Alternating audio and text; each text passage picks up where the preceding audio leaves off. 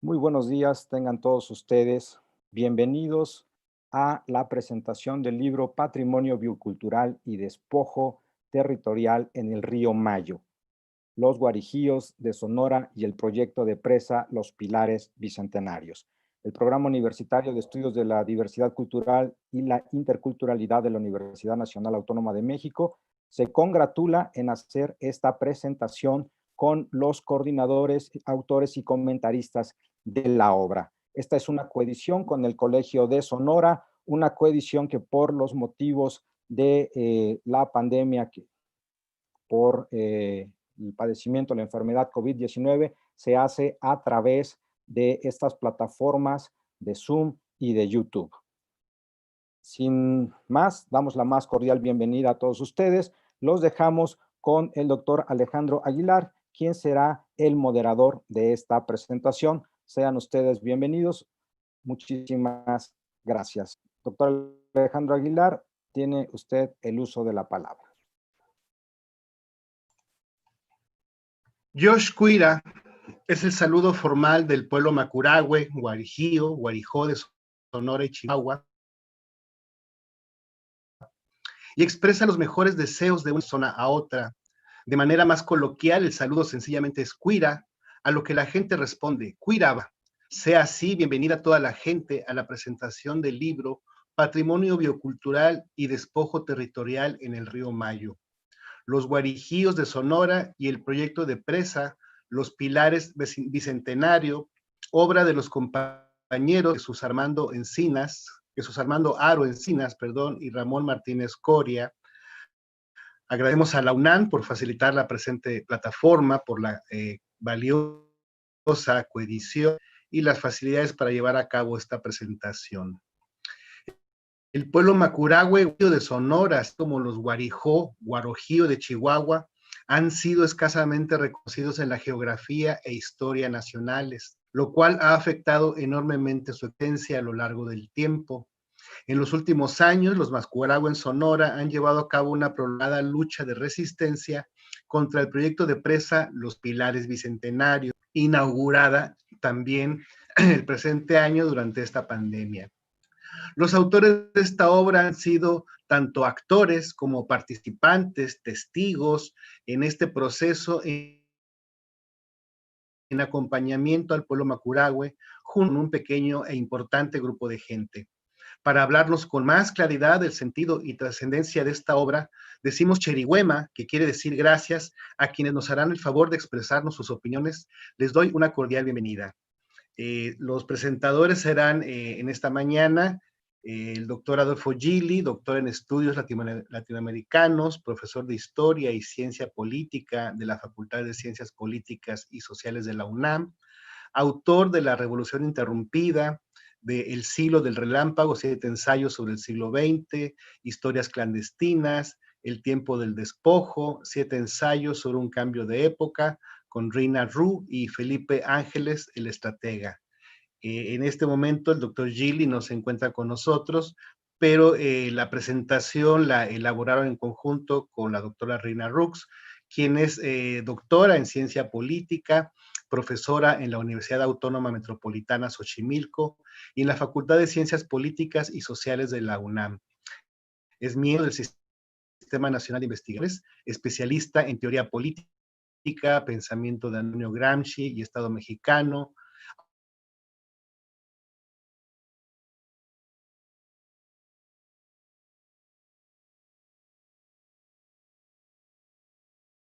sobre la historia, homenaje a Adolfo Gili de 2013, además de artículos y ensayos entre los que destacan El despojo de los 4 elementos, Capitales, Tecnologías y Mundos de la Vida, y América Latina, Mutación Epocal y Mundos de la Vida. También estará con nosotros Artemia Fabrés Arandona. Ella es antropóloga, especialista en antropología jurídica, es presidenta del Diálogo y Movimiento, asociación civil, y miembro del movimiento de defensa de los pueblos indígenas del sureste de México. Es autora de varios trabajos sobre derechos indígenas, procuración de justicia en diversidad cultural, defensa territorial y peritaje antropológico, entre ellos. Derechos y libertad religiosos y los pueblos indígenas frente al Estado mexicano del 2008. Balances y perspectivas del peritaje antropológico, reconocer o borrar la diferencia cultural, 2011. Le damos un cordial saludo. Estará también con nosotros Elisa Cruz Rueda. Ella es abogada con posgrado en Ciencias Antropológicas, profesora e investigadora en la Escuela de Gestión y Autodesarrollo Indígena y en el doctorado en Estudios Regionales en la Universidad Autónoma de Chiapas. Es autora de numerosos trabajos sobre derechos humanos,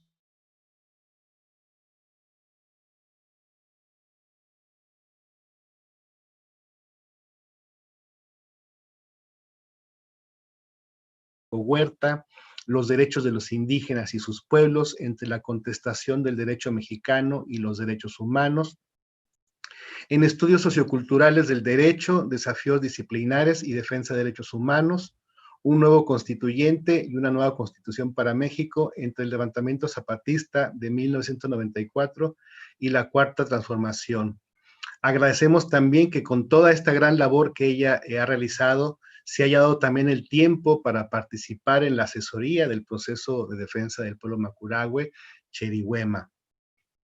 El último presentador de esta obra es Scott Robinson Studebaker. Él es antropólogo social, especialista en megaproyectos y desplazamientos, profesor jubilado de la Universidad Autónoma Metropolitana Iztapalapa, donde fue pionero en antropología visual, autor de numerosos textos y audiovisuales sobre proyectos extractivos y pueblos indígenas, entre ellos Sky Chief de 1971 con Michael Scott, Salidumay, Cantares de las Filipinas de 1983, a una nueva comprensión del chamanismo 16, telecentros en América Latina, video, brecha o inclusión digital, política, etnicidad e inclusión digital en los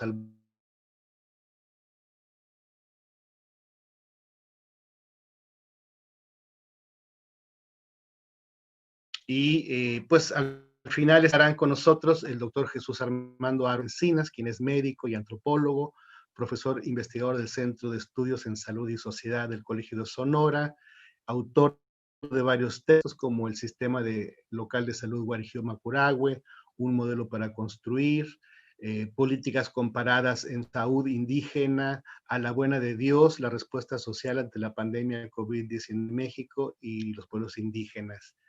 El coautor de esta obra es Ramón Martínez Cor, etnólogo, especialista en antropología jurídica, pueblos indígenas y desplazamientos forzados, de Foro para el Desarrollo Sustentable, autor de varios trabajos sobre defensa territorial, humanos e indígenas, entre ellos poblaciones indígenas desplazadas por conflicto armado en México, diálogo político, cooperación multilateral y transformación legislativa, del 2013, derechos territoriales, libre determinación y autonomía de los pueblos indígenas en México, una lucha por la soberanía, la nación, 2015, Armando Aro, pueblos originarios de México, la Agenda 2030 para el Desarrollo Sostenible y los desafíos de la pandemia, 2020 también con Armando Aro. Sin más, damos la bienvenida y damos la palabra a la doctora.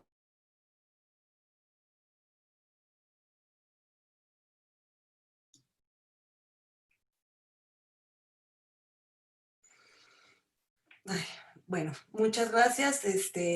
Buenos días a los colegas, buenos días a quienes amablemente nos están escuchando y viendo en esta transmisión.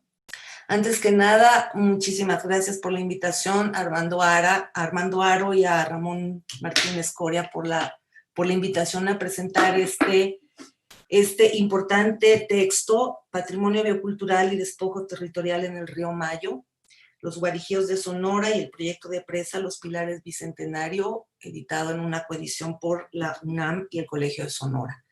También quisiera expresar una disculpa y un gran saludo de un saludo muy afectuoso del profesor Adolfo Gili, que no puede acompañarnos, está convaleciente, pero envía un gran saludo, una disculpa.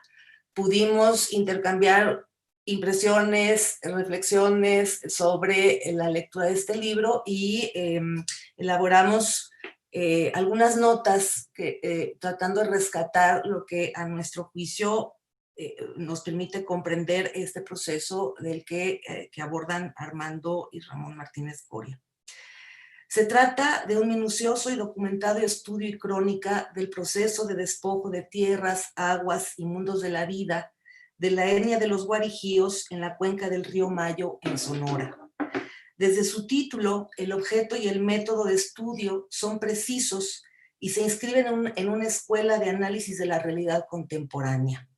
Estamos viviendo un proceso epocal de despojo universal, no una simple política coyuntural, llámesela neoliberal o de algún modo semejante.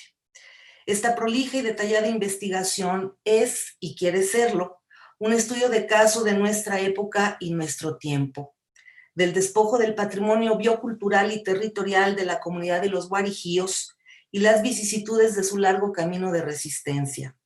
Esta investigación, explican sus autores, es una experiencia de antropología jurídica y aplicada, y sobre todo de acompañamiento al pueblo guarijío en este último trecho de su devenir, otra vez en acecho. Y agregan, como asalto en descampado, se juega ahora su territorio a la suerte de argucias en licitaciones y juzgados, eludiendo el derecho al consentimiento libre e informado. Esa presa, advierten los autores, es un modelo que anuncia posibles escenarios de riesgo, con rasgos que actualmente caracterizan el nuevo modelo de despojo territorial, similares a otras experiencias donde se imponen megaproyectos. En estas coordenadas, a lo largo de más de 300 páginas, el libro se propone contribuir a la comprensión del asedio a los guarijíos en la cuenca del río Mayo. Este pueblo originario, subrayan, que sobrevive en la pobreza extrema, mientras los promotores de la presa se empeñan en seguir haciendo negocios por medio del despojo a los que menos tienen. Se trata entonces también de mostrar, escriben, las irregularidades e ilegalidades de un proceso para el que nunca se realizó la consulta previa a las comunidades y dar a conocer la dignidad identitaria de los guarijíos, la riqueza de su territorio, el valor de su cultura y la conservación de su lengua materna.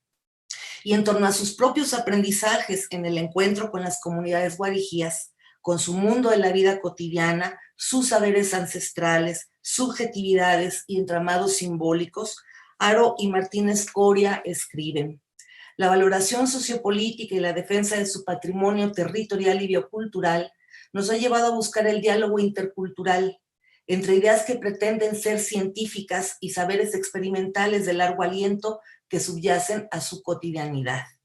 Buscamos, dicen, buscamos de muchas maneras las formas de participación colectiva respecto al problema del impacto territorial de la presa, pero fue hasta que nos compenetramos en los inventarios vernáculos de las especies de seres vivos del monte, familiares y necesarios para la vida cotidiana, cuando pudimos reconocer la enorme importancia que todos los grupos de población de las comunidades le dan a este conocimiento, ergo el arraigo a la madre tierra.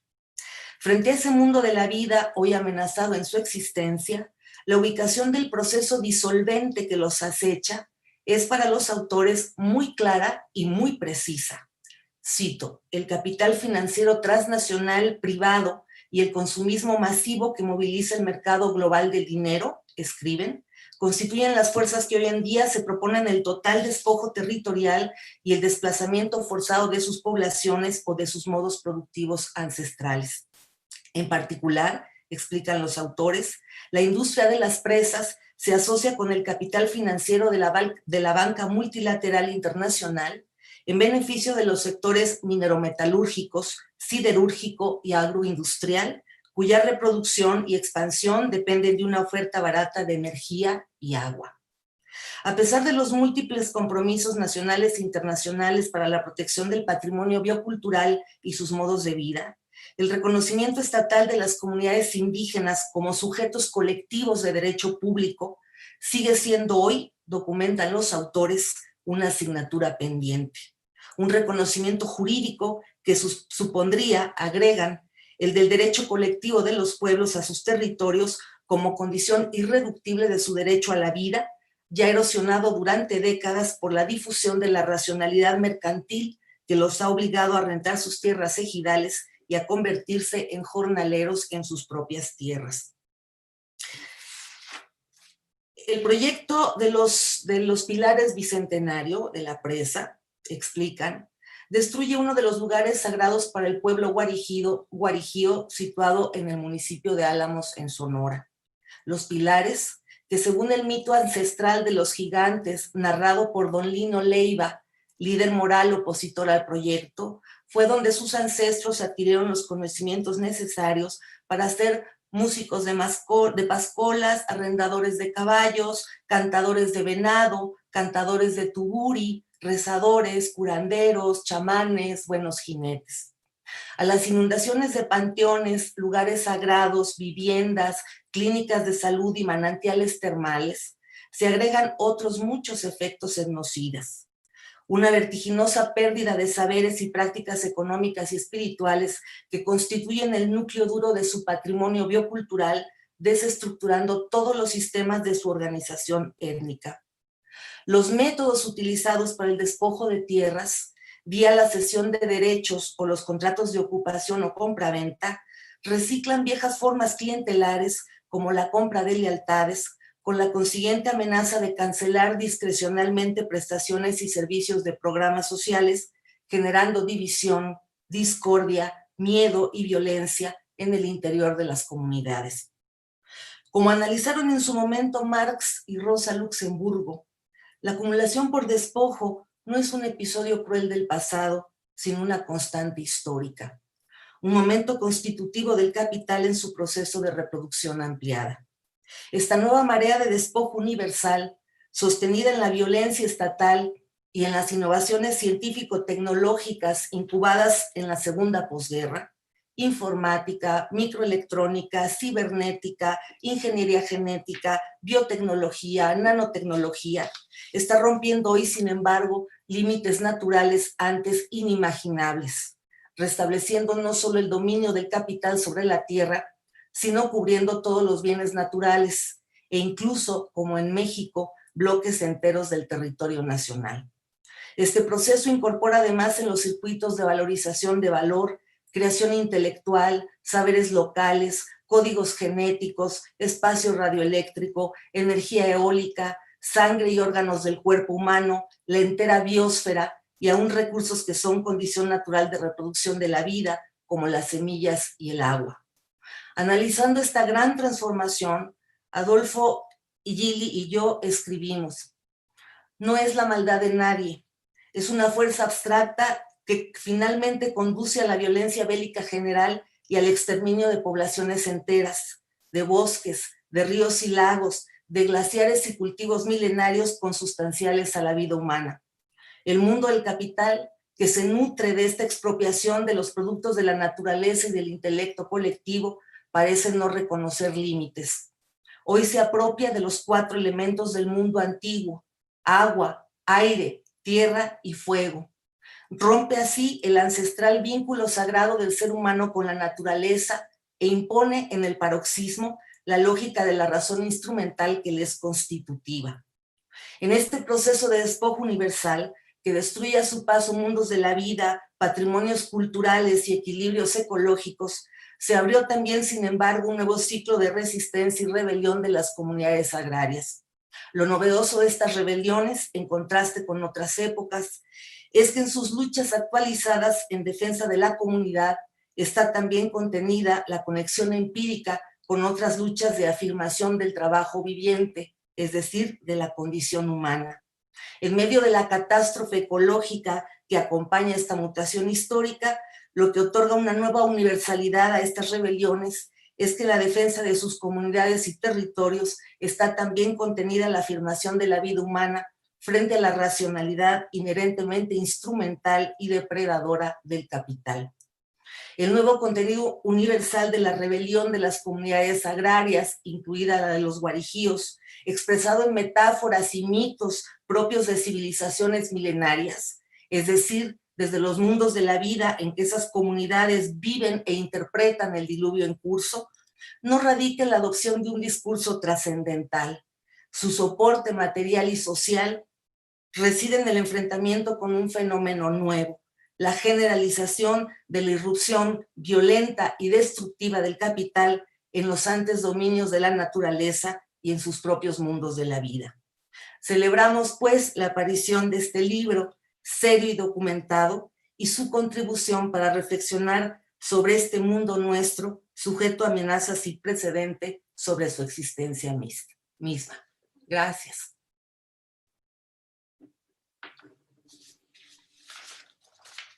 Muchas gracias a Reina Ru por y al doctor Adolfo Gili por esta importante reflexión. Una frase muy contundente: no es la maldad de nadie algo lo que pensar. Agradeceremos también sus preguntas y comentarios, que al final trataremos de darles lectura para comentarios y respuesta por parte de los autores. Y damos ahora una cordial bienvenida a la doctora Artemia Fabrés Arandona. Adelante.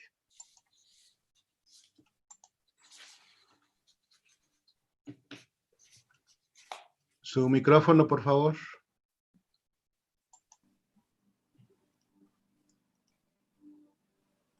Muchas gracias. Y yo también daré lectura a un breve texto en aras del tiempo también. Me parece que el libro que nos han presentado Armando y Ramón es un libro extraordinario, no solo por su riqueza en el uso del lenguaje, sino fundamentalmente temática, entretejiendo aspectos de denuncia, de rescate de la memoria histórica viva de un pueblo y a la vez propositivo. Pensaría uno que sería un libro denso de lectura. Contrario a esto, tiene la virtud de una lectura ligera o diríamos ágil y sustanciosa. Bien documentada, con información exhaustiva y a la vez sucinta. Aborda temas sin lugar a dudas complejos, rico en rescate de la memoria biocultural, etnobotánica de un pueblo de largo aliento, en la escenografía de Sonora como parte de los pueblos de la Sierra Madre, que comparten a través de la lengua de la cosmopercepción un mundo afín con los mayos, yaquis, rarámuris, creando así la mutua permanencia y complementariedad en la larga duración. Una construcción social, como dicen los autores, transicional de su organización social. La tribu guarijía ha ido transitando a formas de organizaciones impuestas y ahora necesarias para su defensa, como son las asambleas, gobernadores y autoridades agrarias. Hoy, puesto al filo del etnocidio como producto de un mundo capitalista rampante y ciego a la dignidad humana, a la vez los guarijíos resilientes, dignos herederos de una fortaleza y una sabiduría ancestral que los sigue colocando con una mirada a un futuro posible. Si bien los autores plantean un cierto optimismo, dejan ver también un desastre ecológico irreversible que afecta íntimamente la propia existencia de los guarijíos, que son cazadores, recolectores y agricultores temporales, que como otros muchos pueblos siguen desplazados hacia tierras y escenarios agrestes a la sobrevivencia. Los temas que aborda, me parecen, son una política rampante, una política ecológica rampante, donde los mecanismos actuales para llevar a cabo megaproyectos no tienen en la mira las propuestas de desarrollo sustentable, protección al medio ambiente, mucho menos a la protección del patrimonio biocultural, donde primen los derechos y la dignidad humana. Es decir, a una vida sana, a una vida que permite el desarrollo de individuos, grupos y pueblos como prioridad, donde la salvaguarda del territorio ancestral se proteja.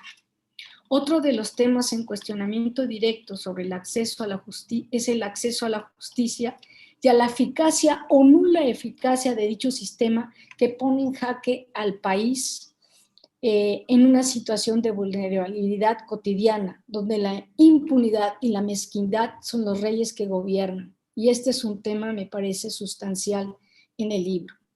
Por lo tanto, un pueblo que numéricamente no cuenta para ser protegido, y esto es paradójicamente porque justamente por el número de guarijíos, 3.118, debería de ser una prioridad nacional e incluso internacional salvaguardar su existencia, ya que tienen implicaciones monumentales para su sobrevivencia y una riqueza impresionante en conocimiento biocultural y de un mundo que hoy no hay manera de medir o trazar o tasar por un valor económico el valor de como costo-beneficio, sino este es un valor que va más allá de estas formas de reducir el mundo.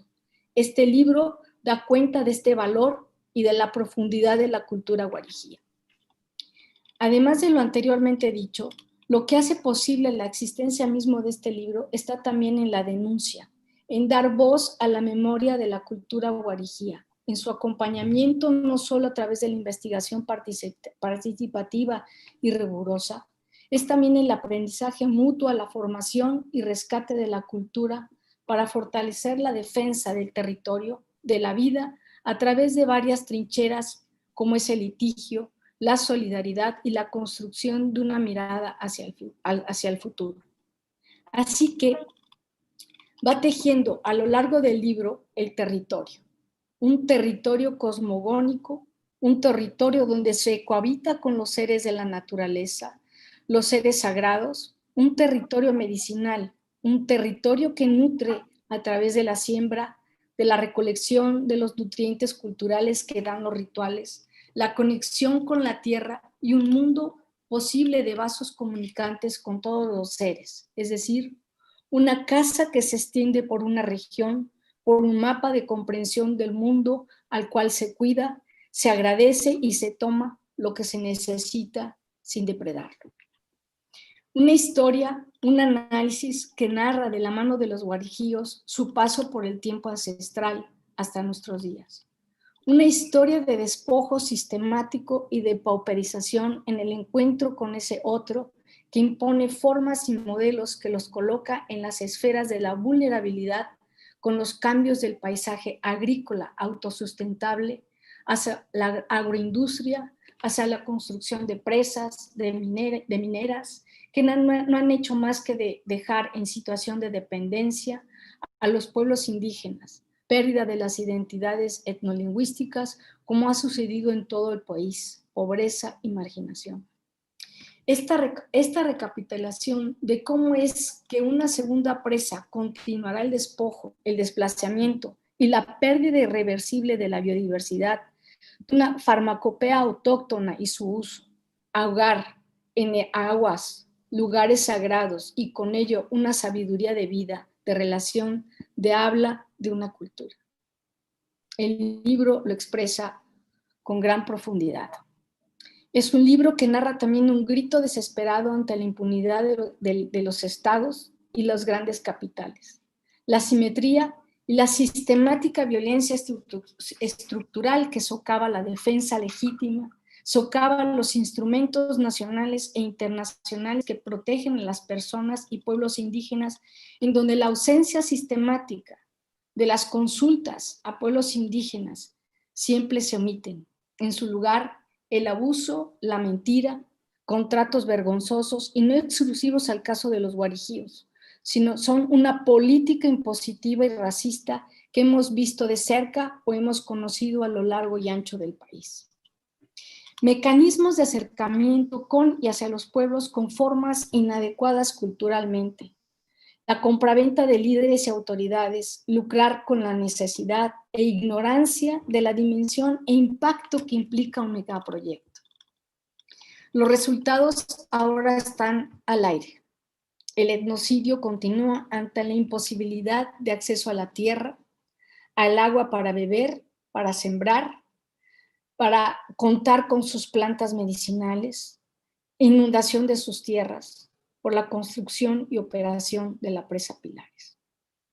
Son reflejo de la impunidad y la no existencia de justicia, de normatividad de una política pública coherente e inclusiva, donde los estudios de impacto ambiental, las famosas MIAs, o pago o reparación de daño, si este es posible, ya que cuando se inundan esas tierras y se pierde, la reparación de este daño, ¿cómo va a ser? Lo que se vive son esquemas corruptos y fraudulentos donde las comunidades, los pueblos y los individuos no son tomados en cuenta de una manera donde prevalezca el valor y la dignidad humana. Las presas y todo megaproyecto que violenta derechos de los pueblos indígenas se vuelve más disruptivo a nivel personal y colectivo, como lo menciona Alicia Barabás y que retoman en el libro Armando y Ramón. La pérdida de saberes, prácticas económicas, espirituales, que son el núcleo duro del patrimonio cultural, es más intensa y disruptiva en los pueblos indígenas, y más aún en un pueblo como los guarijíos, por el número de población guarijí. Me parece que para los guarijíos, que numéricamente según son, y repito, 3.118 según los datos de población, es un atentado directo a su existencia. Como bien se anota, el despojo es un ataque etnocida, o dicho de otra forma, como se menciona también en el libro, la pérdida del territorio es un ataque etnocida. Y esto es lo que cuenta este trabajo. Este trabajo también muestra directamente la falta, transparencia, corrupción y formas sistemáticas de los distintos gobiernos en México que hablan y ejecutan planes de desarrollo para el bienestar de todos. Pero ¿quiénes son esos todos? ¿Y cuál es ese planteamiento? No se ha llevado a la esfera de la discusión pública abierta que se entiende por esto, sin tomar en cuenta a las personas y grupos y pueblos. Por lo tanto, ese desarrollo para el bienestar de todos es un punto que me parece se señala claramente en este libro a la reflexión. No hay mecanismos reales y edificantes de hacer procesos de desarrollo social. Lo que hay es la corrupción y una ineficiencia terminal bajo parámetros de costo-beneficio. Miden ganancia inmediata y se sacrifica no solo personas, sino el desarrollo y seguridad alimentaria y biocultural del país. Cuando no se hacen programas tendientes a tener mecanismos sustentables que provengan de la larga duración, los desastres ecológicos y la contaminación, así como los efectos nocivos a la salud por el desarrollo de megaproyectos como es la presa, que ya se sabe y el libro lo muestra claramente, las causas, pero no se crea la normatividad para contrarrestar los efectos nocivos en corto, mediano y largo plazo que crean las presas. Si realmente se hiciera mecanismos que primen el valor de la vida biocultural y sustentabilidad en la larga duración, no se harían probablemente las presas porque habría toda una reflexión sobre el costo-beneficio real en la larga duración sobre las presas, y el libro nos lo apunta claramente. Además, este libro se da a la tarea de analizar y recuperar propositivamente de las malas prácticas para un mundo mejor. Va más allá de la denuncia, es un libro que clama esperanza y clama justicia. No abordo el tema de justicia, no por falta de qué decir, sino por el tiempo. Solo hay que decir que la judicialización de la demanda por justicia hoy no logra dar un salto cuántico a la ejecutabilidad de las sentencias, tema que implica una larga reflexión donde la dependencia al ejecutivo e intereses de los grandes capitales, llámese crimen organizado, capitales transnacionales, etcétera, marca la debilidad de la ejecutabilidad de las sentencias y de una justicia social no racista. Pese a buenas sentencias apegadas al derecho, no logran cambios en la correlación de fuerzas ni cambiar la violencia estructural. Un libro para leer con calma, unas reuniones de trabajo para avanzar, discutir y reflexionar con el tono del libro mesurado, pero triste, profundo en su investigación y líneas que desarrolla. Es una muestra de solidaridad, de honrar a las personas y a una cultura que pese a los intentos de ahogar a sus gentes, su historia, siguen hoy vivas. Resta a todos buscar un futuro mejor. Las voces que se oyen a través del libro son una historia de vida y permanencia. El futuro, como marca el libro, es incierto, debido a que nunca se presentaron los estudios reales, si es que se hicieron, sobre el impacto socioambiental, investigación y diseño de la propia presa, y si hay o no hay un plan digno para los desplazados y el despojo brutal a los que han sido sometidos los guarijíos, y mañana serán otros, con la misma marca de corrupción y desdén a los pueblos indígenas. Me parece que este es un libro sobrio, profundo, que denuncia, que invita a cambiar, que invita a conocer y adorar y da voz a un pueblo que persiste y pide un territorio para la reproducción de su cultura. Muchas gracias. Muchas gracias a usted, doctora Artemia Fabré, por estas palabras, por esta lectura tan detallada, tan profunda, tan reflexiva, sobre algo pues que nos afecta y nos duele acá en el norte, en Sonora. Y a continuación damos la bienvenida a la compañera Elisa Cruz Rueda y pues la escuchamos. Bienvenida. Muchas gracias, Alejandro. Muchas gracias a todos y todas. ¿Qué puedo decir del libro? El libro nos muestra justamente lo que ya han señalado las compañeras que me han precedido. Señala, ¿no? Es una muestra del sistema corrupto en torno al cual pues se da una lucha territorial que pues le apostaron los guarijíos como otros pueblos indígenas en México, pues al acceso a la justicia del Estado, ¿no? Y este acceso a la justicia pues les fue denegado a pesar de que ganaron un amparo que les daba la razón en el sentido de ser consultados. Ahora pues los autores plantean al final, pues está todavía los guarijíos ya con la presa llenándose de agua, pues esperando que esa justicia pues llegue, ¿no? Y se preguntan ellos mismos, ¿será que viene al caso una consulta ahorita llenándose el vaso de la presa? Y pues ellos ahí dan su respuesta y eso invita a su lectura. Finalmente, como señalaba Artemia Fabré, pues es un libro que se tiene que leer, degustar, ¿no? Leerse con detenimiento, leerse con cuidado, porque además tiene pictografías del río Mayo, es decir, hallazgos, vestigios que dan muestra justamente del ejercicio de la posesión territorial que los guarijíos han hecho en esa parte del territorio mexicano mucho antes de la instauración del Estado mexicano. Y justamente eso es lo que se está perdiendo con la presa Los Pilares. Y eso lo que muestra es que la violación a los derechos de este pueblo es la violación a los derechos de todos y todas, ¿sí? ¿Por qué? Porque si ellos apostaron, ellos y ellas apostaron a la jurisdicción del Estado y esta se les fue negado, ¿qué podemos esperar en el resto que no somos parte de un pueblo, que no somos conglomerados, que no somos grupos significantes, ¿no? Pues esperaremos lo mismo, que nos violen también nuestros derechos. Y esa es la gravedad de lo que muestra este libro. No es el problema de los guarijíos, es el problema de todos y todas, ¿sí? Porque ellos aceptaron invocar el convenio 169 que forma parte del marco jurídico mexicano. Aceptaron invocar la constitucionalidad, aceptaron invocar la jurisdicción y esto les fue negado, ¿sí?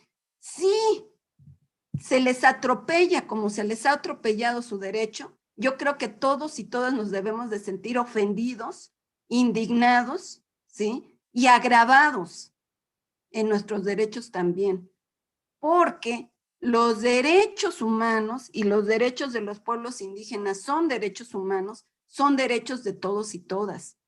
Y si vemos que se ha violentado el derecho de alguien, y en este caso de un pueblo, pues tendríamos la obligación todos y todas de exigir su respeto. De lo contrario, pues estaremos avalando que tarde o temprano también pasen por encima de nuestros derechos, como también ha sido el caso en varios momentos. El libro es interesantísimo, está ilustrado con esas pictografías del río Mayo, pero también con una cantidad pues bastante amplia de cuadros que dan cuenta de la flora y la fauna que vive en ese territorio. Por lo mismo, ¿qué se nos estaría violentando a los que no somos guarijíos? Y en ese entorno ambiental, pues nuestros derechos ambientales también, nuestros derechos a la naturaleza, nuestros derechos al medio ambiente y una serie de derechos que obviamente ellos pues van a resentir en primera instancia, pero tarde o temprano nos llegará a todos los impactos de esa gravísima violación a la pervivencia de un pueblo. También el libro, a mi modo de ver, plantea puntos de debate, ¿no? Porque señala que la consulta hoy por hoy pues se establece como un medio de despojo. Yo ahí estaría un tanto en desacuerdo, porque efectivamente para casos como el Guarijío, que empezó con una reivindicación de derecho a la consulta, pues se judicializa, se les da la razón, pero nadie lo cumple. El punto ahí es que es el sistema corrupto, ¿no? Porque sí da la razón al tribunal colegiado, lo señalan perfectamente los autores en uno de los capítulos, no les voy a decir cuál para que lo lean, y hasta ahí funciona bien todo. ¿Quién no quiso finalmente ejecutar eso o darle seguimiento o cumplir el mandato judicial? Pues ahí está la Semarnat y la Conagua, ¿no? Y pues y finalmente atrás de ellos o por encima de ellos, pues el gobierno del estado de Sonora, ¿no? Entonces, ¿será que la consulta como derecho no está funcionando? ¿O es el sistema corrupto en el cual se quiere invocar derechos y se quiere ganar con la razón de la certeza jurídica y del Estado de Derecho? ¿Sí? Pues yo creo que la lectura del libro pues nos va a dar esas pistas. Creo que todavía es viable la lucha por la exigencia de los derechos como se ha venido haciendo. Creo que la exigencia de las consultas por sí solas, como es la exigencia del cumplimiento de los derechos por sí solos, no son efectivos si no hay un acuerpamiento de solidaridad social, pero también de cohesión comunitaria. Y los autores pues muestran cómo pues ese sistema corrupto también corrompe y corrompe las voluntades de los propios guarijíos, ¿no? Y pues son mecanismos que hemos visto en otros lugares y en otros procesos de reivindicación territorial y de reivindicación de derechos, de cómo el sistema empieza a corromper pues esos tejidos sociales y esas voluntades de los propios nativos de los territorios afectados, ¿no? Es así que pues concuerdo de que el libro da esperanzas. Todavía no estoy segura hacia dónde, cuál es el horizonte, pero creo que la propuesta que plantean al final de convocar a la comunidad, es decir, al pueblo guarijío a partir de intereses comunes como es los saberes del monte, ¿no? Que es justamente el patrimonio biocultural, que es la convocatoria de este libro, pues ya presenta un horizonte y una ventana de oportunidad.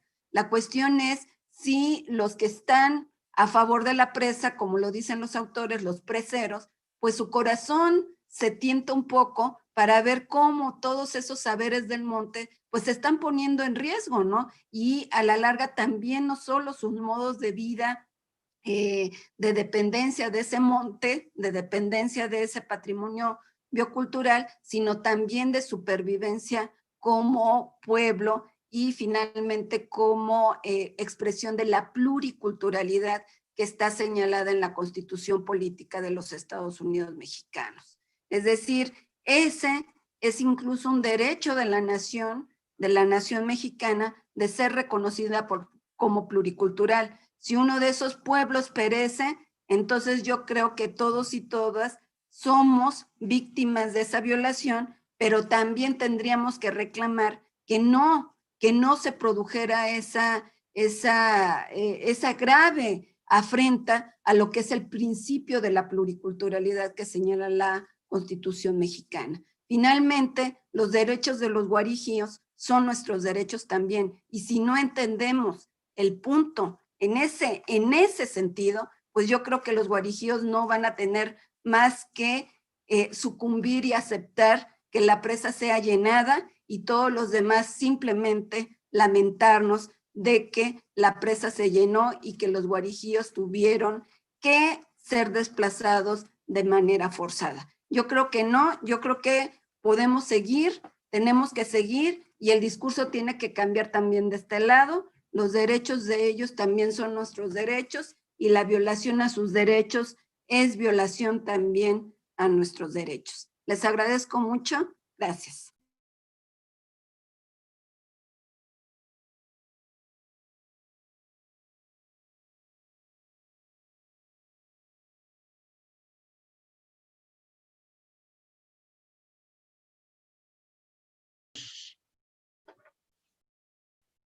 Conscientes de no solo de la importancia de este libro, sino de lo que significa esto al pueblo Macuragua Guarijío, algo que desafortunadamente mucha gente por acá en Sonora no quiere ver, no quiere comprender, y esto pues claro afecta mucho a los demás pueblos de estas tierras.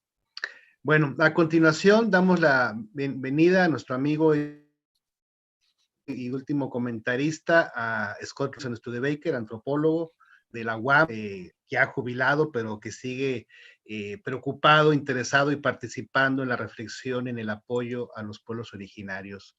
Bien. Buenos días, muchas gracias, Alejandro, y saludos a todos ustedes. Yo considero esta conversación, esta tertulia en ciernes, como un epílogo del propio libro que llegó a la imprenta antes de, el último pedazo, digamos, de que el Estado mexicano y el gobierno de Sonora en particular y el liderazgo del Distrito de Riego 038 en Navojoa, pues llegaron a inaugurar y dar el banderazo de la obra en manos del señor presidente de la República. Esto fue, y creo que no se ha comentado hasta ahorita, de que se echaron el agua, cerraron las compuertas sin avisar unos días antes de la inauguración de la obra. Esto es un crimen del Estado, donde el Estado nacional, digamos, echa el agua, por decirlo vulgarmente, para inundar a su gente, a sus pueblos. ¿En qué países podemos encontrar casos de esto? Muy pocos, creo yo. Y este crimen del Estado es, o sea, del inundarlos sin avisar y sin plan, porque en el fondo, esto es un libro multidimensional porque toca muchísimos aspectos de la política regional, de la política nacional, en cuanto al diseño y operación de políticas públicas, en cuanto a las relaciones entre élites, personajes como Manlio Fabio Beltrones, que tendría que ser su versión, escribir su propia versión a futuro sobre este proyecto, porque su familia tuvo que ver con la constructora Canoras, que tuvo, digamos, entendemos, uno de los contratos de mayor importancia en la construcción de la obra. Y ante este crimen del Estado, ¿cuáles demandas y juicios corresponden y ante cuáles tribunales y quiénes son los que pueden plantear estas quejas formales? No sé, ahí lo dejo, pero creo que es un tema. Y de ahí me voy a la falta de un segundo volumen que acompaña este libro, que sería, digamos, el seguimiento desde la perspectiva del, por decirlo, comité central, comité de Cuenca, del distrito Riego 038, Conagua y los hidráulicos sonorenses, pocas palabras. Porque esto es curioso que el préstamo sectorial del Banco Mundial que se hizo en 2010, un préstamo sectorial en las reglas del banco permite al país que lo recibe, que lo contrata, caso México, en el caso sector hidráulico, tiene una discrecionalidad en cuanto a la utilización de estos fondos que no van a un proyecto concreto, pero en este caso fueron para financiar los estudios preliminares de una serie de presas del noroeste, incluyendo los pilares que les dieron casualmente el nombre Bicentenario, que si lo ves fríamente, pues hasta el nombre festeja el préstamo del Banco Mundial, ¿no? El Bicentenario. Ahora, y este segundo volumen, pues tiene que ver porque los dos proyectos es una dialéctica preciosa, orgánica. No hay presa, no. El interés detrás de construir los pilares y todo lo que implica para el pueblo guarijío viene en función de los intereses por decirlo, el Comité Central de Navojoa y el 038. ¿Y quién lo va a hacer? Yo creo que eso nos lleva, yo creo, la obligación de considerar la ética inherente al patrimonio cultural de las mismas instituciones culturales y de investigación social como es el Colegio de Sonora y como es el programa universitario de la UNAM, que son nuestros anfitriones el día de hoy. O sea que aquí nos enfrentamos, los que estamos aquí, algunos más. ¿Cuál es la forma de organizar un monitoreo, quiero decir, útil para los guarijíos, útil para la revisión de las políticas públicas pendientes y operando en este caso, útil para aclarar la jurisprudencia, digamos, requerida? No será las mismas organizaciones académicas que, en efecto, en esta coyuntura del Estado mexicano de hoy, pueden estar ante el riesgo de un despojo de su propia intervención crítica en el regateo de las políticas públicas a nivel nacional ante los megaproyectos que están en marcha. O sea, habrá una censura en el Comité Central de CONACYT para, digamos, aprobar fondos para el Colegio de Sonora y programa de la UNAM que quisiera, ¿sí?, hacer este segundo volumen que realmente nos pinta el cuadro como la instrumentación del capitalismo de que habla Rina y no, se puede operarizar, se puede ejemplificar concretamente desde 2010 para acá en cuanto al banderazo de la obra. Estos son los puntos que yo quisiera poner en la mesa. ¿Tan, tan? Muy bien. Muchas gracias a Scott Robinson por esta reflexión, este importante contexto que nos está aportando y por los retos que implica lo que presenta este libro, lo que representa la importancia de atender los derechos del pueblo macurahue, pero también la problemática hidráulica regional, que bueno, forma parte del gran contexto del conflicto del acueducto, Independencia, también otro nombre emblemático de conquista, de dominio, en el caso Yaqui. En Mexicali expulsaron aparentemente a la Brands y al día siguiente de su salida, Sonora le dan la bienvenida sobre las aguas del río Yaqui. En fin, que el panorama realmente es crítico y comprometedor, pero precisamente parece que desde el norte del país esto no se ve, esto no es problema, esto no afecta a nadie, y pues gran parte de la sociedad vive con el asunto de que tenemos derecho al agua sin preguntarnos cuál agua, de dónde viene y hasta dónde llega nuestro derecho en ese aspecto, ¿no?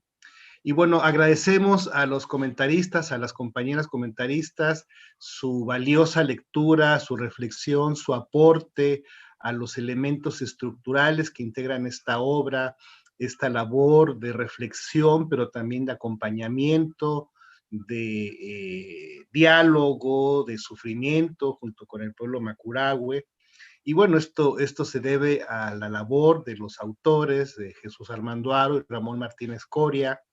En el caso del pueblo Macurahue, he de mencionar que, pues, como señala la obra y como es conocido regionalmente, precisamente el trabajo antropológico se genera en los años 70, interviene la antropóloga Teresa Valdivia, que fue tal en el proceso de recuperación de la tierra.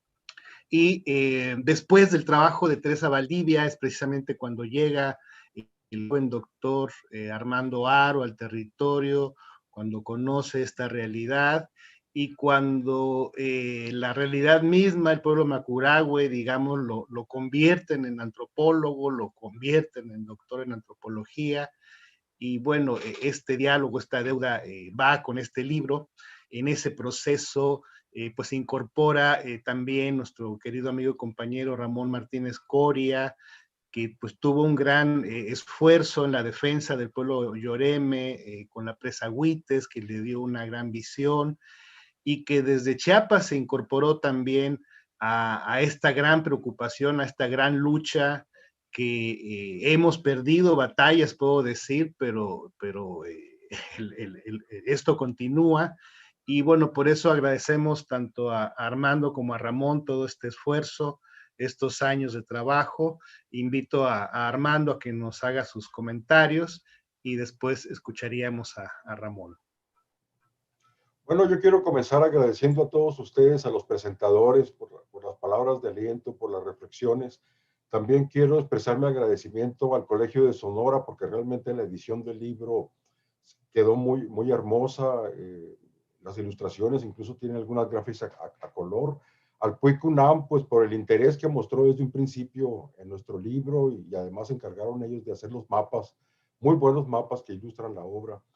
Y quizás quisiera comentar algunas otras cosas que no se han mencionado hasta el momento, que es con respecto a los capítulos que incluye el libro, ¿no? En primer término, pues el título de la introducción creo que ya resume lo que es el libro. Se llama Haciendo negocios, despojando a los que menos tienen, justamente, y este es el tono de indignación, de denuncia que recorre todo el libro, pero además de ese tono de denuncia, de hablar de lo que ha sido el proceso de resistencia y también de defensa y de la impunidad con lo que han operado los preseros, como les dicen los guarijíos, justamente a todos los promotores de la presa.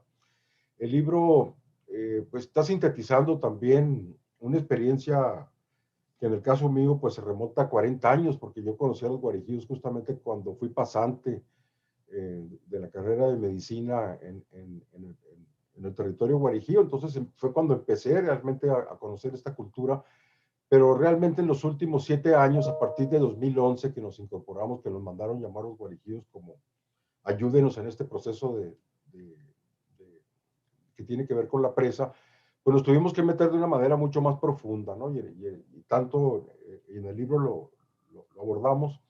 El libro contiene justamente, pues aparte del primer capítulo, que es una reflexión sobre lo que es patrimonio biocultural, diálogo de saberes, defensa del territorio, entra en lo que es la historia del río Mayo, de todo lo que ha sido su proceso de exploración, su conformación incluso geológica, que empieza hace millones de años y que da origen a un ecosistema muy particular, que es la selva baja caducifolia, que está más al norte de todo el continente americano, que alberga, pues como lo he comentado, una gran biodiversidad, y esto lo expresa el libro. Además hacemos una historia de lo que ha sido el devenir del pueblo Macurahue, y quizás sea muy interesante aquí poner que hay 2 elementos que han tenido que ver con la historia del pueblo y que lo siguen teniendo, ¿no? Que es la plata y también las presas, ¿no? Y esto lo comento porque los guarijíos originalmente se conformaron como etnia en el municipio de Chínipas, en Chihuahua, y justamente por buscar la plata, los conquistadores españoles en 1632 provocan un exterminio y una diáspora en la cual traen algunos de ellos justamente a esas tierras donde estuvo trabajando Ramón, que es en el norte, en la sierra de Sinaloa, en los pueblos de Vaca y Huites, que justamente hoy están inundadas por las aguas de la presa Luis Donaldo Colosio, ¿no? Entonces, a Ramón le tocó justamente asesorar a los mayos y la historia, pues vamos a ver cómo es una paradoja, porque de aquí los guarijíos son trasladados, algunos de ellos, justamente a lo que es donde está actualmente la presa del Mocúzari, donde estaba antes el pueblo de Conicari, que también fue inundado por las aguas.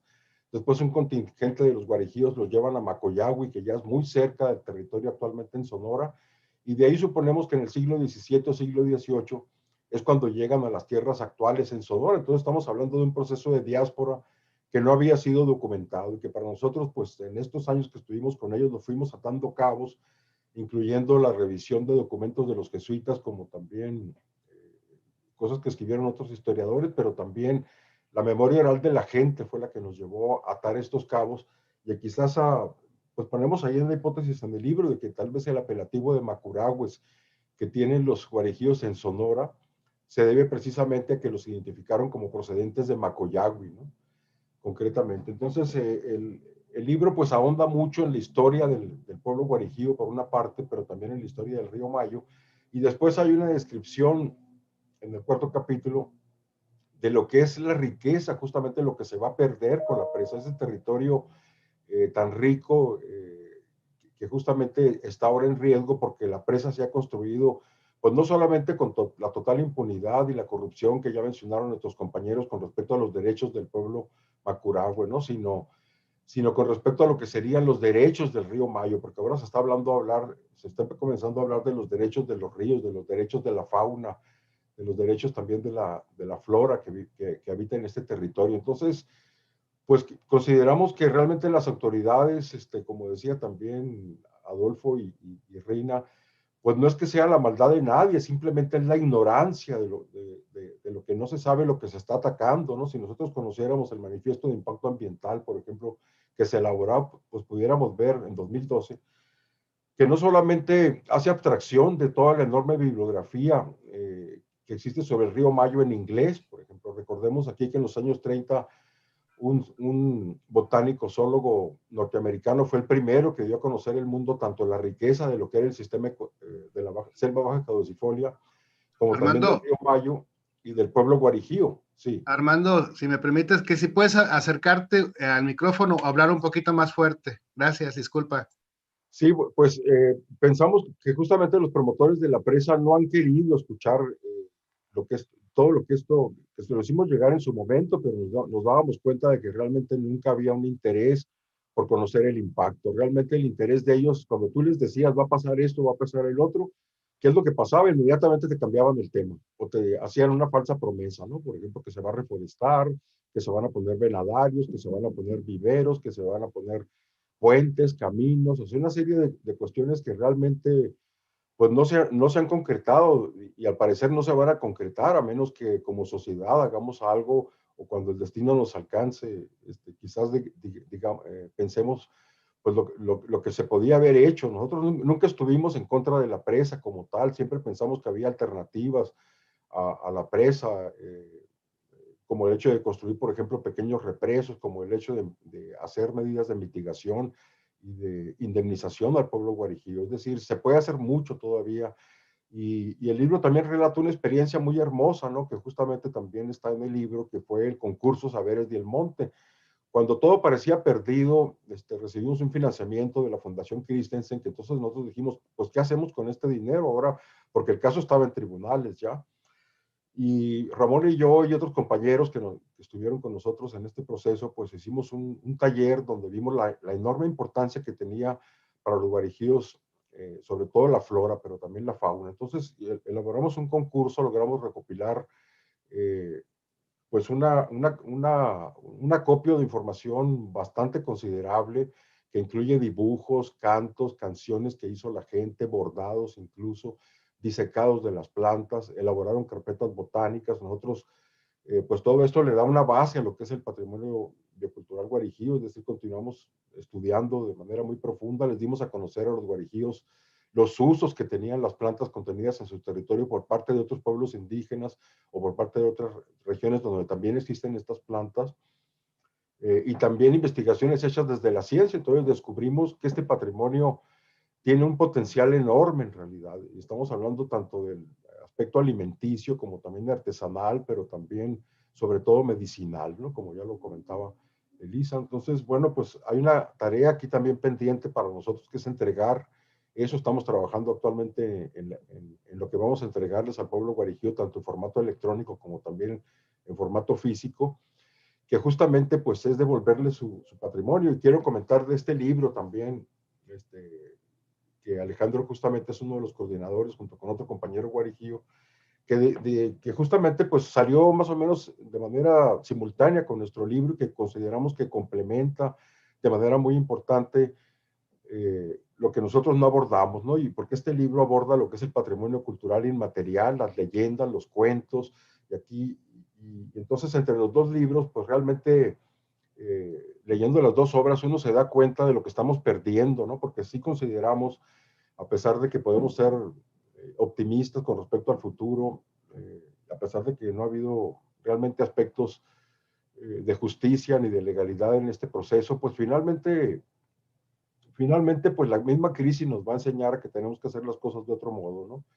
Y pues estos dos trabajos nos parece que ilustran en buena medida lo que se está perdiendo, el riesgo que existe, porque sí consideramos que hay un riesgo muy grande de etnocidio en lo que está sucediendo, ¿no? De hecho, hemos visto cómo el Estado y el mismo capital, ¿no? Noam Chomsky habla ahora de un capitalismo gangsteril, justamente para que nosotros lo mencionamos en el libro, porque realmente se rompen todas las formas que se habían estado llevando a cabo por parte del Estado mexicano con anterioridad, y ahora nos enfrentamos ante una nueva amenaza, que justamente es la del despojo, y lo pudimos vivir en carne propia, como todas las instancias de gobierno, como todas las instancias empresariales y políticas se han aliado justamente en contra de los guarijíos, y cómo todo este conocimiento que nosotros hemos conjuntado junto con los guarijíos, pues ha sido simplemente dejado de lado, ¿no? Entonces esto nos habla básicamente de la fuerza que tiene el capital, y ahora que vienen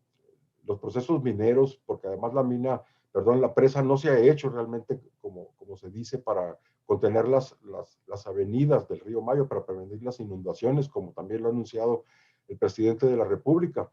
En realidad esta presa, como bien lo comentaban Adolfo y Rina, pues se está haciendo para servir a otro tipo de intereses, y estos intereses llevan a un mayor despojo y un mayor daño ecológico que el que tiene incluso una gran presa como la que se está construyendo, ¿no? Y estamos hablando pues de la agroindustria por una parte y de la minería, ¿no? Cualquiera que pasee por Álamos y por San Bernardo, no ahorita, sino desde que se empezó a construir la presa, pues se van a advertir la cantidad tan grande de empresas mineras que están haciendo prospección.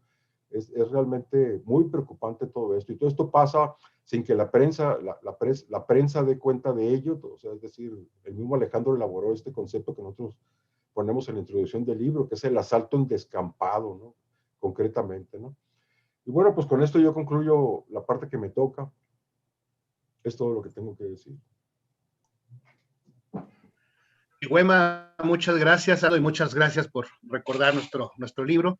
Y bueno, pues damos ahora la palabra a nuestro compañero, amigo Ramón Martínez Coria, quien pues ha sido también un elemento muy importante en todo este proceso de reflexión, de lucha, de trabajo jurídico, en defensa no solo del pueblo macurahue, sino de otras partes del país. Bienvenido. Muchas gracias. Pues yo también estoy muy agradecido por todo este acompañamiento de toda esta banda que pues tenemos una larga data de estar articulados en estas luchas. Entonces me siento muy acompañado por camaradas como ustedes. No quiero referirme tanto ya al libro, que ya se ha dicho todo lo que se puede decir, sino al punto en el que estamos, ¿no? Efectivamente, el libro, como decía Scott, se quedó en el escalón anterior a que se inaugurara la presa. Todavía cuando se terminó este libro teníamos una esperanza de que este desplazamiento por despojo se atenuara o se modificara, o que algo, un rayo de esperanza ocurriera. Sin embargo, pues no ha sido así. Entonces creo que hay varios elementos que tenemos todavía que colocar sobre la mesa. El primer lugar es el quebranto interior que hay en la tribu guarijía. En esta historia, durante estos últimos 10 años, lo que hemos visto es cómo, a pesar de que al principio hicimos un esfuerzo por articular al animal político guarijío colectivo, digamos, unificar a todas sus comunidades en Sonora y articular a sus figuras de autoridad y representación para que se hiciera un frente común ante las instancias del Estado mexicano, y logramos un primer resultado que fueron acuerdos que se firmaron con los 3 niveles de gobierno al final del 2012, y que era pues una plataforma relevante para hacer efectivo todavía el derecho a aquella consulta y al consentimiento previo, para que todavía se hiciera efectiva la participación de los guarijíos en la evolución de este planteamiento, mitigando, modificando, adaptando, pues esta triste historia de conflicto entre lo que aparece como interés público y el derecho a la vida de los pueblos. Entonces, en este momento, toda la tribu guarijí está desarticulada. Las intervenciones de la mano negra, tanto gubernamental como no gubernamental, en términos de los intereses empresariales, dio lugar a primero separar a los afectados en su patrimonio territorial directo de los que no están afectados en su territorio y que sin embargo fueron usados para la cesión de derechos y la anuencia política supuesta de la tribu sobre la presa. Esta herida sigue ahí sangrando. Luego está al interior de estas comunidades afectadas, también las asambleas fueron intervenidas y están divididas y también están en tensión permanente. Lo malo aquí es que esta mano negra pues le repartió con prebendas a unos y no a otros, y esta división se ha profundizado y no está cicatrizando. El tercer elemento es que las figuras de representación y autoridad guarijías pues están también desdibujadas, o sea, no solamente que cuando se trata de núcleos agrarios sus comisariados están totalmente cooptados y disfuncionando, sino que también las figuras de los, entre comillas, gobernadores tradicionales, que son también un constructo del Estado mexicano corporativo de aquella otra época heredada con el INI, pues también resultó que los gobernadores resistentes como don José y los que se han sucedido en Mesa Colorada, pues han sido cooptados, amenazados, hasta secuestrados, y han sido marginados, castigados, y han sido deshonrados sistemáticamente. Y por el otro lado, se han colocado ahí gobernadores apócrifos hechos a modo para documentar el protocolo de legalización de este despojo. Entonces, esa es la situación actual. Entonces, efectivamente, esta historia no ha terminado. Creo que apenas llegamos a un vértice en el que ahora viene pues toda otra tramoya de lucha. Entonces, me voy a referir rapidísimamente a un paralelismo que ya citaron mis cuates aquí, que tiene que ver con la presa Agüites, donde compartí la película con Scott, justamente en la perspectiva de movilizar o torcerle la mano al Estado mexicano, no por sus propias formas legales que están siendo violentadas todo el tiempo y que la corrupción y la impunidad nos tiene a todos fritos con la falta de acceso a la jurisdicción del Estado, sino torciéndole la manita en términos de acusarlos con el Big Brother. En aquella época, pues el Big Brother era el Banco Mundial y la deuda externa que estaba relacionada con la presa Agüites en Sinaloa, justamente en la cuenca paralela a donde estamos los guarijíos, que es la cuenca media del Río Fuerte. El hecho estaba consumado y les estaban echando el agua encima. Lo que sí logramos fue demostrar que se estaban violentando las directrices operacionales del Banco Mundial. No fue movilizado por un quebranto de violación de derechos humanos. Esto es realmente importante. Y logramos unas contraprestaciones, que fue la restitución de tierras a los que perdieron las tierras como derecho agrario. Entonces les restituyeron 20 hectáreas por piocha, cosa que ahora es absolutamente impensable. se les indemnizó, se les hizo un poblado con solares y casas de buen tamaño, aunque no estaban en el monte, sino en la conurbación de una cabecera municipal.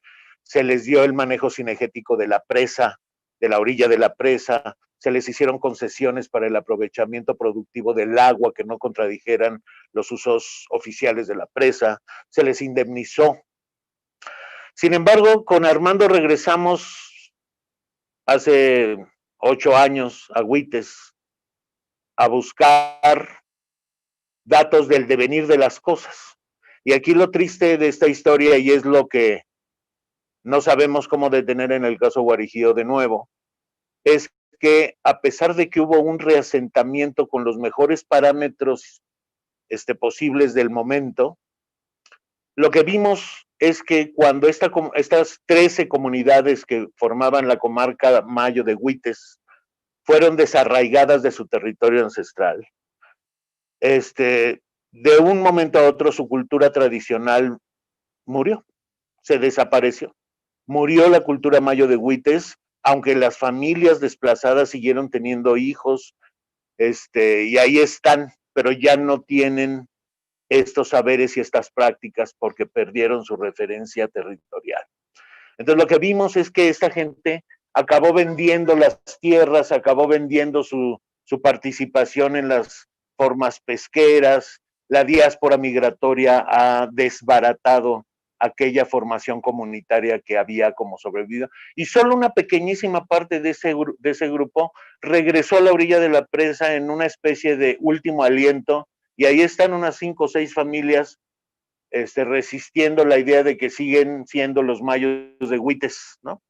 Entonces, esta historia que se está repitiendo de una manera dramática, pues 25 años después, donde ahora no tenemos cómo hacer ejercicio de derechos todavía en esta dirección, pues nos coloca ante un reto de lucha junto a los pueblos, porque efectivamente su lucha es nuestra lucha, ya lo decían Artemia, Elisa, esto no es un asunto de los pueblos tradicionales nada más, o sea, porque no es toda la envergadura de la población indígena de México, son sus comunidades tradicionales que son el último bastión. La diáspora migratoria de los pueblos indígenas no ha cesado y está cada vez en otra escala. Ahora, este territorio tiene más complejidad porque aquí nadie ha tocado el tema de que este territorio está casi bajo el control de la mafia, del crimen organizado. Entonces, aquí hay otro elemento brutal en donde la misma presa podrá generar servidumbres para el trasiego de toda esa vaina. Además, efectivamente, como ya marcaba Armando, cuando esta presa fue ocultamente subastada, participaron consorcios empresariales chinos que a través de sus operadores pudimos saber que hay información sobre un gran yacimiento de plata en esa región de la sierra y que aquí el interés de la minería a cielo abierto es tal vez el móvil central de la construcción de esta presa, porque sin agua no hay minería. Pero además, en la cuenca alta de este mismo río, los guarojíos de Chihuahua están impactados por la minería desde hace muchos años. Entonces aquí se está mordiendo la cola la serpiente y efectivamente estamos ante un proceso de etnocidio que no sé si vamos a lograr, y me incluyo pues en la lucha que es parte de lo que nos duele a todos, ¿no? Estamos en un momento histórico entonces de una encrucijada donde me preocupa esta noción que los colombianos cuando hablan del desplazamiento forzado han aportado al mundo, que es la cooptación del Estado. Hasta dónde el Estado mexicano realmente puede ejercer soberanía y control sobre el territorio para garantizar el interés público, cuando está siendo mermado por los intereses del capital financiero legalizado y por los poderes fácticos del crimen organizado, que también son intereses privados que se le imponen a la soberanía del Estado. Entonces, este territorio de Guarijío está en la orilla, en una zona liminal, donde el Estado probablemente no tiene el control soberano del territorio. No es menor lo que está pasando en el vecindario, y creo que aquí no podemos dejar de denunciar en paralelo lo que ahorita está ocurriendo en la Sierra Pima, que Alejandro es un acompañante muy importante de la tribu Pima, y es que están bajo fuego, está la violencia volcada contra ellos y están saliendo las familias de su territorio ancestral por la violencia. Y aquí el móvil pues tiene que ver con los intereses de los recursos forestales y la minería de nuevo. Está ahorita imparable y tenemos que sonar las alarmas. No solamente son los guarijíos los que están en este filo de la navaja, también los rarámuris. Toda la zona de la Sierra Tarahumara está bajo fuego. Están en una franja de falta de control del territorio por parte del Estado, y la diáspora y el desplazamiento forzado y la violencia están atacando de manera sistemática y en una gran escala también a los rarámuris. Y no se diga a los mayos que están en el vecindario directo de los guarijíos, que también ellos no tuvieron este acompañamiento más de tertulia como los guarijíos con nosotros, sino que se fueron más lisos, se fueron pues más solitos y también perdieron su territorio y también están crucificados por esto. Entonces quiero llamar aquí nada más la atención sobre que es un escándalo lo que estamos viviendo en el vecindario nacional, y bueno, pues están en la península de Yucatán, en el istmo de Tehuantepec, en todas las montañas de este país están dando esta misma batalla, o sea, estamos en la última frontera. Entonces, si esto no nos hace como hervir la sangre, pues está complicado. Entonces, bueno, solo la última reflexión es aquí, ¿cómo reparamos los daños? Con la experiencia de Huites, aquí la triste historia es que si no se garantiza la permanencia de la gente y de sus modos productivos tradicionales en ese territorio concreto y no en otro, si se opta por trasvasar esa gente a otro lado, perecerá su cultura súbitamente. Entonces, aquí hay preguntas como nos marcaba Elisa, ¿no? O sea, ¿cuáles son las oportunidades de justiciabilizar, de hacer justicia, de alcanzar justicia, invocando estos derechos colectivos? En realidad, la jurisdicción del Estado todavía no es un contenedor del ejercicio de los derechos políticos, colectivos y territoriales y de libre determinación de los pueblos. Entonces yo tengo todavía mis reservas acerca de que realmente tengamos caminos para acceder a esa jurisdicción del Estado. Yo todavía me pregunto qué tanto Estado tenemos, ¿no? Así que pues yo los invito a que mantengamos la antena puesta, que no bajemos la guardia, y les agradezco mucho el acompañamiento. Cherihuema, muchas gracias a Ramón Martínez Coria por esta gran reflexión, por esta obra junto con Armando Haro. Y pues claro, nos falta saber hacia dónde vamos, qué podemos hacer, cuál es el escenario siguiente. Cuando los Macurahue Guarijío obtuvieron, después de una larga lucha a la tierra, ya se mencionó, le llamaron a este periodo la Cuenta Nueva.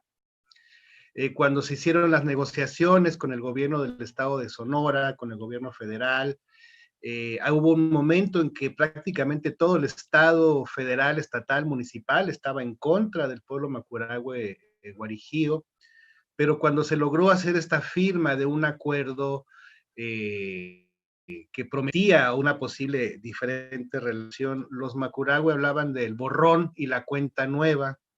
En este momento realmente no sabemos cómo denominar este proceso. Lo que sí creo que nos queda claro a muchos es la necesidad de apoyar al pueblo Macurahue Guarijío en su proceso de reconstrucción. Particularmente me tocó participar en la última etapa en reuniones en febrero de este año, informativas del supuesto proceso de consulta.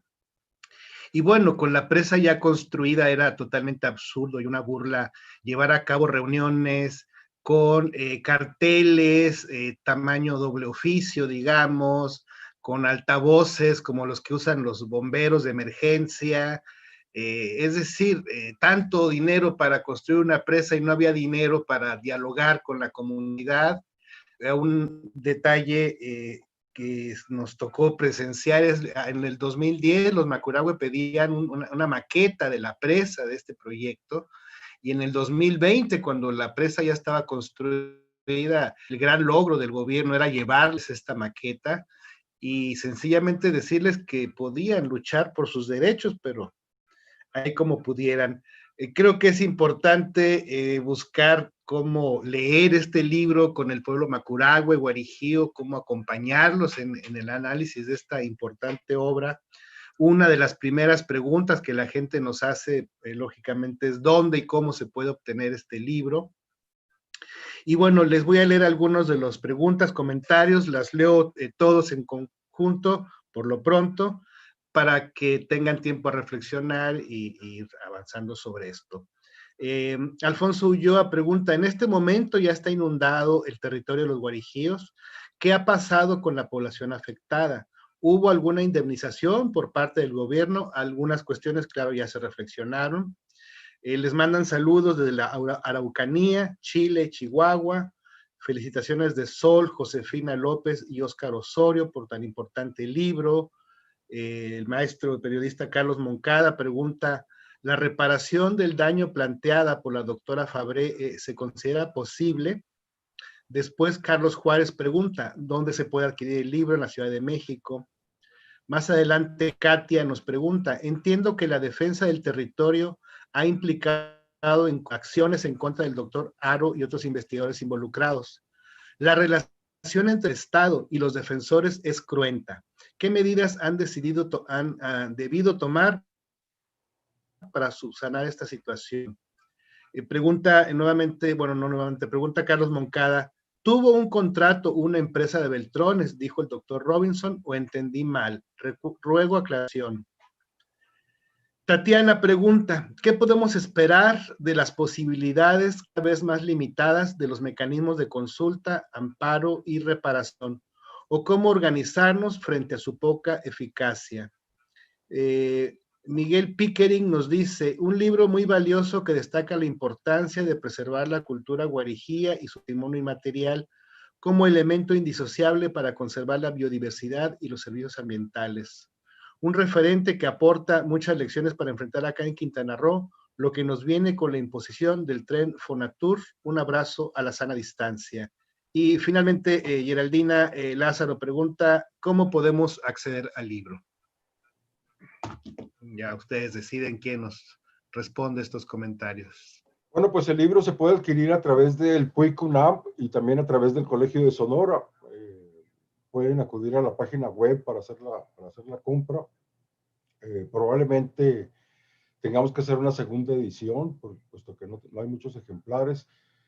Y bueno, pues eso es lo que puedo decir con respecto al libro, ¿no? Otra cosa, para contestar alguna de las preguntas, pues sí, estuvimos en el mecanismo de protección para defensores de derechos humanos de 2013 al 2015, y quiero comentar que apenas este año volvimos a reingresar este mecanismo, porque la salida del libro justamente pues volvió a activar una serie de amenazas, ¿no? Entonces estamos un servidor está actualmente otra vez en el mecanismo de protección, que además recientemente pues ha sido desaparecido, ¿no? Yo quiero comentar algunos elementos de lo que están planteando la gente que nos escuchó. Bueno, sí, a ver, el proceso de inundación comenzó entre enero y marzo, digamos, pero incluso un poquitito antes de que detonara la inauguración oficial. Sin embargo, el proceso de inundación, pues no es como llenar una tinita, sino que va a durar años, ¿no? Entonces, aquí el asunto es que ya les echaron el agua encima, literalmente. El proceso, pues, es difícil de medir, depende de las estaciones de lluvia. Este año parecía de buena calidad de lluvia, pero al final en la zona no cayó tanta agua, entonces todavía no podemos medir la gravedad de esa inundación. Lo que sí ya está pasando es que desde el primer momento de que arrancó la inundación, se cortaron los caminos de acceso a las zonas más importantes del corazón de la tribu hacia Mesa Colorada. Esto inmediatamente impactó toda la organización intercomunitaria y generó una angustia de la gente muy aguda, y pudimos ver como un probete de lo que viene cuando esto acabe con esos modos tradicionales de transitar en el territorio, porque la presa también va a cubrir rutas de tránsito en la comarca. Entonces, esto ya está pasando, efectivamente. A ver, el asunto de la indemnización, pues no, en términos técnicos, primero porque no hubo expropiación, entonces no podemos etiquetar que haya ninguna intención siquiera de indemnizar. Lo que ha habido es una serie de dineros que se le ha puesto en la mano a supuestos tomadores de decisión que no tienen ni legitimidad ni legalidad para representar a los afectados directamente en su patrimonio territorial, y que con eso compraron voluntades, y entonces a ellos se les dieron algunas cosas, como por ejemplo salpicaron unos cubitos como de 1,5 por 1,5 por 1,5 al que le llaman casa, en la orilla de la presa. A los gobernadores tradicionales se mocharon con una lana que no les tocaba, en fin. Entonces eso no le podemos llamar indemnización. Hay otro elemento que se les ha ofrecido como tierritas, en algunos casos como supliendo a las otras, pero como no es un proceso legalmente armado ni formalizado al interior del diálogo con la tribu, pues entonces todo es desigual y combinado, oscuro, y en realidad no tiene eficacia en el alivio a la comunidad. En términos de que sí, en el 2013 nos amenazaron de muerte a los que estábamos ahí con los guarijíos, justamente porque se estaban tomando decisiones cuando el gobierno federal estaba en tránsito. Se había ido el gobierno federal anterior, estaba entrando Peña Nieto, y entonces la mafia legal e ilegal quedó con la mano suelta, y pues estorbábamos, y sí, nos metieron unos calambres, pero pues aquí seguimos.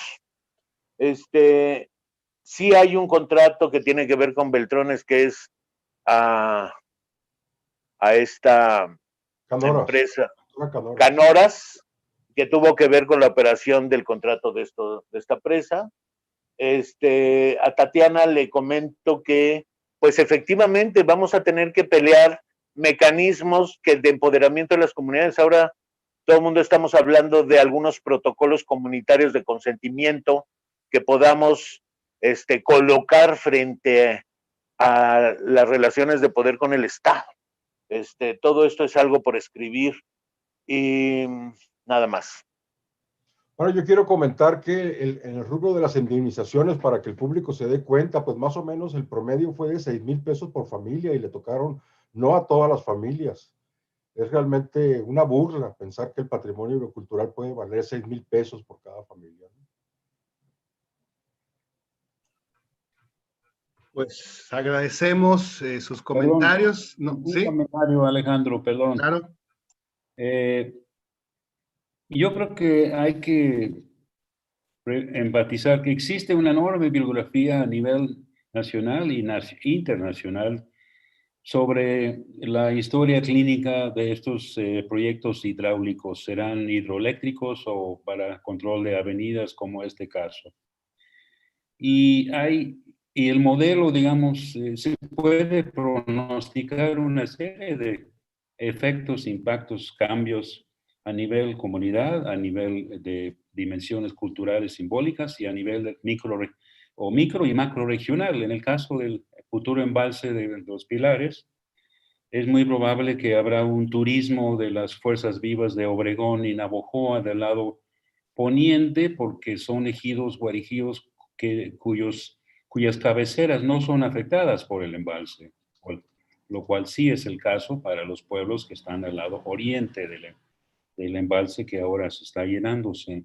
Es muy probable que la pesca, habrá intentos, digamos, de autorizar la pesca para las comunidades vecinas que tienen derecho, digamos, porque parte de su territorio, su ejido queda inundado, pero es muy probable, como sucede hoy día en los embalses al sur en Nayarit, de la presa El Cajón y la presa Aguamilpa, que es del año 93, 94, existe hoy una cartelización, digamos, un control de la pesca por el cartel respectivo, y lo cual es muy pronosticable que puede suceder lo mismo en los pilares donde la pesca, digamos, indígena puede tener que pagar su peso o dos, digamos, derecho de piso para que el coyote que realmente trabaja para el cartel o con el cartel lleva su pescado a Hermosillo y más allá.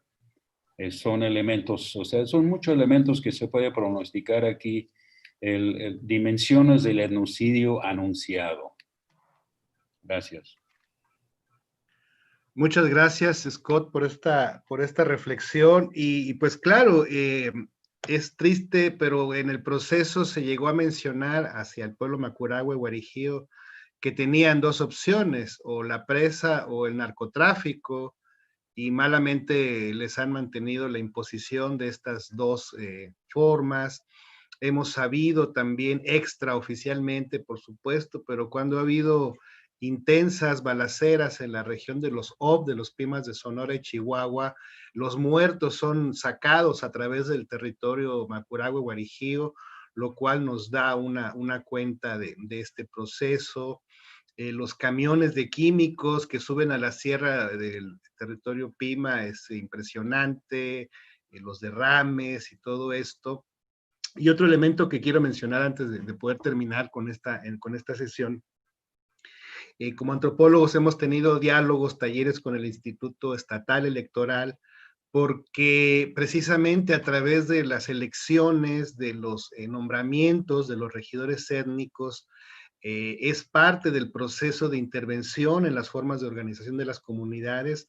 No hay pueblo originario sonorense que no haya sido afectado en su sistema de gobierno, sus formas de organización, que haya sido afectado por los partidos políticos. No hay que olvidar que se diga lo que se diga, lo siento mucho, pero el gobierno es Yori, es Chúchica, es Chavochi. No hay un gobierno de interés, de intención indígena prácticamente en ninguna parte. Aquí en Sonora se habla con mucha energía del programa de justicia yaqui, recientemente reconocido en el Diario Oficial de la Federación, y para mí esto es una señal de injusticia. Primero, no es precisamente lo que los yaquis han demandado y esperan, y en segundo lugar, hablar solamente del programa de justicia yaqui nos habla de los múltiples programas de injusticia con los otros pueblos originarios. Y esto es parte del contexto que implica una diferente acción y reflexión por parte de la antropología, de la parte jurídica, de la parte ambiental, de la interdisciplina y incluso la indisciplina en ocasiones. Hemos de mencionar que en el proceso de producción de este libro se hizo una campaña de acopio a frijoles, se hizo una campaña, el concurso de saberes del monte, se participaron en peregrinaciones recorriendo el territorio Macurahue, en ceremonias tradicionales dedicadas a este proceso, y en el diálogo que se intentó con otros pueblos originarios, algo que definitivamente pues es...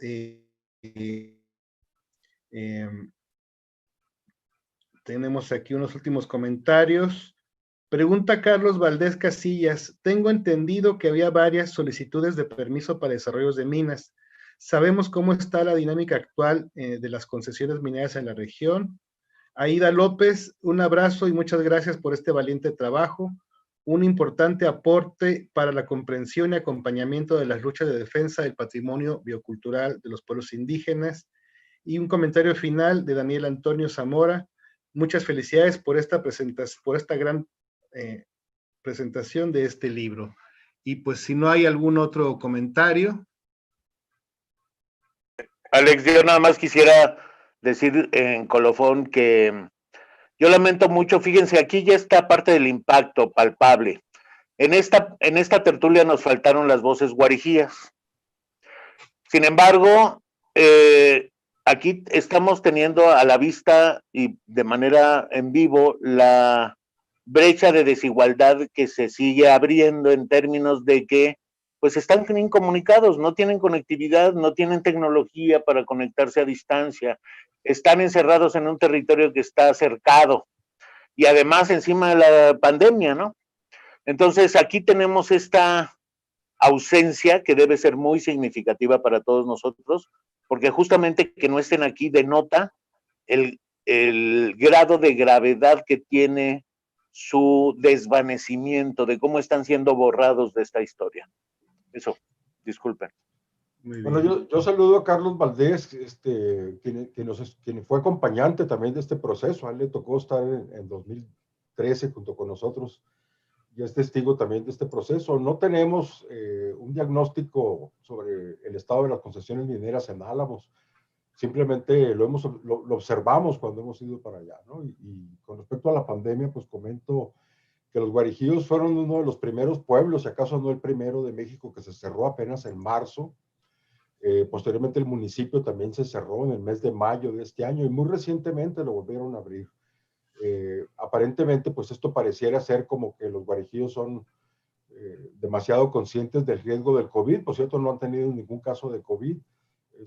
Sin embargo, pues esto tenía que ver justamente al calor del amparo y pues pensamos que esta medida de haberse cerrado fue en realidad incitada por los preseros justamente para poder impedir el ejercicio justamente de los derechos de justicia, ¿no? Y no por la pandemia. Es decir, estamos viendo cómo la pandemia está siendo aprovechada justamente para el despojo, es lo que quiero comentar.